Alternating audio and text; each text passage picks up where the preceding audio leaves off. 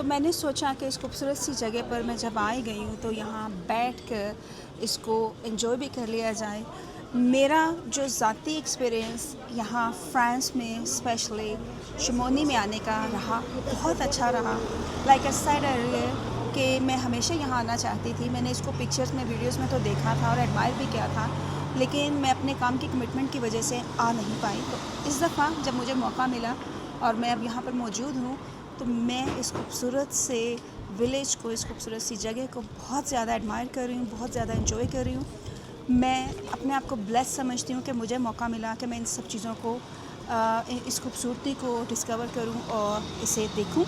और मेरी दुआ है कि आप सब जहाँ जहाँ से मुझे देख रहे हैं, आपको भी लाइफ में ऐसे ही अपॉर्चुनिटीज़ मिलें कि आप अपनी आँखों से इन सारी चीज़ों को, खुशियों को देखें और एंजॉय करें। मुझे ज़ाती तौर पर ये जगह बहुत पसंद आई। मैं आपके साथ शेयर कर रही हूँ अपना ज़ाती एक्सपीरियंस। अगर आप ये देखें तो मेरे उस तरफ माउंटेन्स हैं और ये शमोनी की कुछ वाइब्स हैं विलेज की।